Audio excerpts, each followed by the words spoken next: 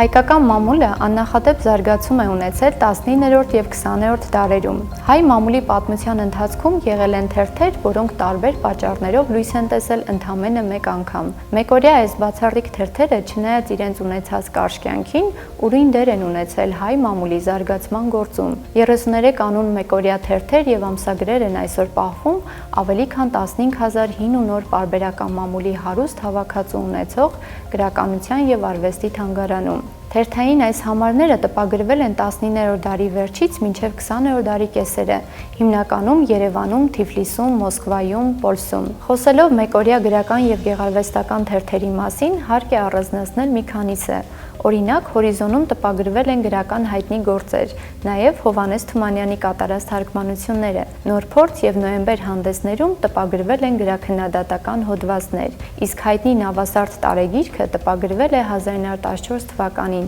Դանիել Վարուժանի եւ Հակոբ Սիրունու խմբագրությամբ։ Հաջորդ տարի այն չունեցավ նախատեսված հրատարակությունը հասկանալի պատճառներով։ Գիտություն եւ արվեստ ամսագիրը տպագրվեց Թեհրանի հայ համալսարանականների ընդհանուր միության ջանքերով, իսկ Զարթոնքը Պարսկահպատակ հայերի միության ջանքերով։ Այս թերթերի մեջ իր տեսակով եզակի է ստանդարտ ամսագիրը, որը ուներ ոչ միայն գրականության, այլև արվեստի մյուս ճյուղերին նվիրված բաժիններ։ Եղիշե Չարենցի, Կարո Հալաբյանի եւ Միքայել Մազմանյանի ջանքերով ստեղծված ստանդարտ ամսագիրը, թեև համապարփակ տեղեկություն էր տալի ժամանակի մշակութային իրականության մասին, երկար կյանք չունեցավ, խորհրդային իրականության մասին ունեցած քննադատական հայացքների պատճառով։ Այս ամսագրի օրինակներից ընդամենը երկուսն են փրկվել ոչնչացումից եւ պահվում են գաթում։ Մեկօրյա երգիծական թերթերից է Խոսվրտուքը, որի հոդվածների հեղինակները ծածկանուններով են ներկայացված, իսկ Զուռնա-երգիծաթերթում տպագրվել են Գուրգեն Մահարու,